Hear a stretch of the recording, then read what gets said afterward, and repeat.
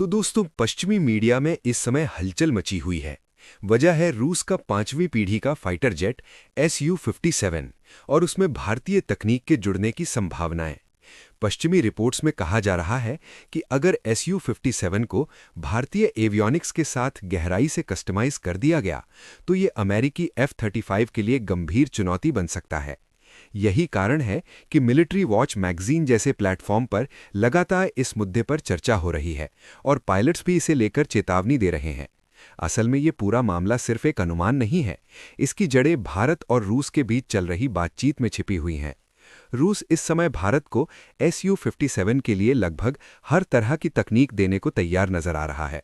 इसी बीच air marshal Anil Chopra का बयान भी सामने आया, जिसमें उन्होंने इसे मदद ऑफ ऑफर्स कहा। यही बयान पश्चिमी मीडिया में चर्चा का बड़ा आधार बन गया और इसने अटकलों को और हवा दे दी। अब सवाल उठता है कि आखिर भारतीय तकनीक में ऐसा क्या खास है जिस पर पश्चिमी मीडिया इतना फोकस कर रही है। तो चलिए इन सवालों के जवाब जानने के साथ साथ पूरी अपडेट को समझते हैं। सबसे पहले इसी का जवाब जानते हैं कि आखिर भारतीय तकनीक में ऐसा क्या खास है जिस पर पश्चिमी मीडिया इतना फोकस कर रही है। इसका सबसे अहम जवाब है गैलियम नाइट्राइड आधारित सेमीकंडक्टर तकनीक। भारत ने हाल के वर्षों में इस क्षेत्र में बड़ी उपलब्धि हासिल की है। गैलियम नाइट्राइड आधारित इंटीग्रेटेड सर्किट और रडार सिस्टम अब भारत में विकसित किए जा रहे हैं और इन्हें जल्द ही तैनात भी किया जा सकता है। पश्चिमी विश्लेषकों का कहना है कि अगर Su-57 में गैलियम नाइट्राइड आधारित रडार और इलेक्ट्रॉनिक वॉरफेयर सिस्टम लगाए जाते हैं तो उसकी क्षमता टेबल के टॉप पर पहुंच सकती है। दिलचस्प बात यह है कि इस समय F-35 में भी गैलियम नाइट्राइड आधारित रडार नहीं है, वहां अभी पुरानी गैलियम आर्सेनाइड तकनीक का इस्तेमाल होता है, ठीक वैसे ही जैसे राफेल जैसे अन्य आधुनिक फाइटर जेट्स में किया जा रहा है। यानी कुल मिलाकर तस्वीर ये बनती है कि भारत जिस गैलियम नाइट्राइड तकनीक पर महारत हासिल कर रहा है वो आने वाले समय में एयर वॉरफेयर की दिशा बदल सकती है। यही वजह है कि पश्चिमी मीडिया में बेचैनी दिखाई दे रही है और Su-57 को भारतीय तकनीक के साथ जोड़कर F-35 के मुकाबले की बातें की जा रही हैं।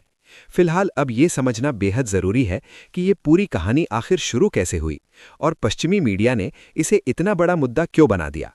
दरअसल कुछ समय पहले भारतीय वायुसेना के group captain MJ Augustine Vinod ने रूस टुडे को एक इंटरव्यू दिया।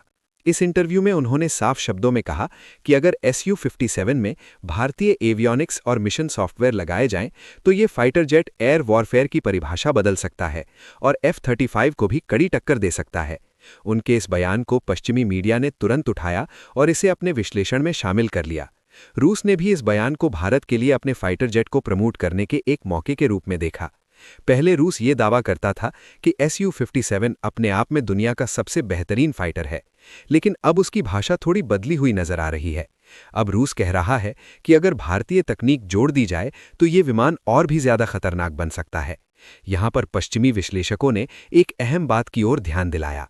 उनका कहना है कि Su-57 की सबसे बड़ी कमजोरी उसका एवियोनिक्स और सेंसर फ्यूजन सिस्टम माना जाता है। हार्डवेयर के लेवल पर इसका रडार काफी शक्तिशाली है। इसमें एक नहीं बल्कि कुल 5 रडार लगे होते हैं, जिनमें knows mounted N036 ASA radar शामिल है। लेकिन समस्या हार्डवेयर से ज्यादा सॉफ्टवेयर और डेटा प्रोसेसिंग की है। यहीं पर F-35 को बढ़त मिलती है। F-35 की असली ताकत उसका सेंसर फ्यूजन है। इसमें radar, infrared sensor, electronic warfare system और सैटेलाइट डेटा सब एक साथ मिलकर काम करते हैं। विमान का मिशन कंप्यूटर इन सभी सूचनाओं को जोड़कर पायलट को एक साफ और तैयार तस्वीर देता है। पायलट को अलग अलग डेटा देखकर खुद निष्कर्ष नहीं निकालना पड़ता। इसके उलट Su-57 में सेंसर तो काफी ताकतवर हैं, लेकिन उनमें से आने वाला डेटा पायलट को अलग अलग रूप में देखना पड़ता है। इससे निर्णय लेने में थोड़ा समय लगता है। एयर वॉरफेयर में ये समय ही सबसे कीमती होता है, क्योंकि यहाँ सेकंड के छोटे हिस्से में ही पूरा खेल बदल सकता है। यही वजह है कि पश्चिमी मीडिया बार बार कह रही है कि Su-57 का असली अपग्रेड हार्डवेयर नहीं बल्कि बेहतर सेंसर फ्यूजन और मिशन सॉफ्टवेयर से होगा। अब यहीं पर भारतीय तकनीक की एंट्री होती है। भारत ने पिछले कुछ वर्षों में mission computer, network centric warfare system और इलेक्ट्रॉनिक वॉरफेयर सूट्स के क्षेत्र में काफ़ी प्रगति की है। भारतीय सिस्टम्स को खास तौर पर अलग अलग परिस्थितियों में काम करने के लिए डिज़ाइन किया गया है, चाहे वो हिमालय का ऊंचा इलाका हो या हिंद महासागर का विशाल क्षेत्र। पश्चिमी मीडिया का मानना है कि अगर भारतीय मिशन कंप्यूटर और सेंसर फ्यूजन सिस्टम SU-57 में लगाए जाते हैं तो ये विमान सिर्फ मजबूत आंखें ही नहीं बल्कि एक तेज दिमाग भी हासिल कर लेगा। यही वो पॉइंट है जहां गैलियम नाइट्राइड आधारित तकनीक सबसे अहम भूमिका निभाती है, क्योंकि अगली पीढ़ी के सेंसर फ्यूजन और इलेक्ट्रॉनिक वॉरफेयर सिस्टम इसी तकनीक पर आधारित होने वाले हैं। अब सवाल ये उठता है कि गैलियम नाइट्राइड आखिर है क्या और ये इतनी महत्वपूर्ण क्यों मानी जा रही है। इसके लिए आपको बता दें कि आसान शब्दों में कहें तो ये एक नेक्स्ट जनरेशन सेमीकंडक्टर तकनीक है जो आज के एयर वॉरफेयर की दिशा तय करने वाली है, क्योंकि अभी तक ज्यादातर फाइटर जेट्स में गैलियम आर्सेनाइड आधारित रडार और इलेक्ट्रॉनिक्स का इस्तेमाल होता रहा है, लेकिन ये तकनीक अब धीरे धीरे पुरानी मानी जाने लगी है। गैलियम आर्सेनाइड की सबसे बड़ी दिक्कत यह है कि इसकी पावर डेंसिटी कम होती है। ये ज्यादा गर्मी पैदा करता है और ज्यादा पावर खपत करता है। इसका मतलब ये हुआ कि रडार की रेंज सीमित रहती है और इलेक्ट्रॉनिक वॉरफेयर की क्षमता भी एक लेवल के बाद रुक जाती है। इसके उलट गैलियम नाइट्राइड आधारित चिप्स ज्यादा पावर हैंडल कर सकती हैं, ज्यादा एफिशिएंट होती हैं और बेहद कठिन परिस्थितियों में भी स्थिर तरीके से काम करती हैं। यही वजह है कि गैलियम नाइट्राइड आधारित रडार ज्यादा दूर तक देख पाते हैं, ज्यादा साफ तस्वीर देते हैं और एक साथ ज्यादा टारगेट्स को ट्रैक कर सकते हैं। इससे सिर्फ देखने की क्षमता नहीं बढ़ती बल्कि डेटा प्रोसेसिंग भी तेज हो जाती है। जब डेटा जल्दी और साफ तरीके से प्रोसेस होता है तो सेंसर फ्यूजन बेहतर होता है और पायलट को रियल टाइम में ज्यादा भरोसेमंद जानकारी मिलती है। भारत ने इसी तकनीक में एक बड़ा कदम आगे बढ़ाया है। कुछ साल पहले भारत ने फ्रांस से इस तकनीक को हासिल करने की कोशिश की थी, लेकिन इसे रणनीतिक और संवेदनशील बताते हुए मना कर दिया गया। इसके बाद भारत ने खुद इस दिशा में काम शुरू किया। DRDO के वैज्ञानिकों ने गैलियम नाइट्राइड आधारित मोनोलिथिक माइक्रोवेव इंटीग्रेटेड सर्किट विकसित किए और कुछ ही वर्षों में इस तकनीक पर भारत ने पकड़ बना ली। आज स्थिति यह है कि भारत उन गिने चुने देशों में शामिल हो चुका है जो गैलियम नाइट्राइड आधारित डिफेंस इलेक्ट्रॉनिक्स खुद विकसित कर सकते हैं।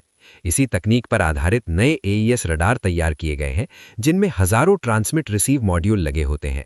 जितने ज्यादा ऐसे मॉड्यूल होते हैं, रडार उतना ही ज्यादा शक्तिशाली और प्रभावी बनता है। और यही वो पॉइंट है जहां SU-57 और F-35 की तुलना में पूरा खेल बदल सकता है। पश्चिमी मीडिया इसी बात को लेकर चिंतित दिखाई दे रही है। उनका मानना है कि गैलियम नाइट्राइड तकनीक वो गैप भर सकती है जो आज F-35 और SU-57 के बीच मौजूद माना जाता है। अगर ये गैप भरता है तो एयर वॉरफेयर में संतुलन बदल सकता है और यही वजह है कि इस पूरे विषय पर इतनी चर्चा और बहस हो रही है। बाकी इस पूरी चर्चा पर आपकी क्या राय है? क्या भारत को सुखोई के साथ गैलियम नाइट्रेट तकनीक वाले गैप को भरकर इसे खरीद लेना चाहिए या फिर अभी भी हमें सोचना चाहिए? अपनी राय नीचे कमेंट में जरूर बताएं और इस वीडियो को एक लाइक करके अपने मित्रों तक शेयर जरूर करें ताकि उन्हें भी जानकारी मिल सके। इसी तरह और भी नॉलेजेबल वीडियो देखने के लिए चैनल को सब्सक्राइब करके बेल आइकन को ऑल पर जरूर सिलेक्ट करें। जय श्री राम।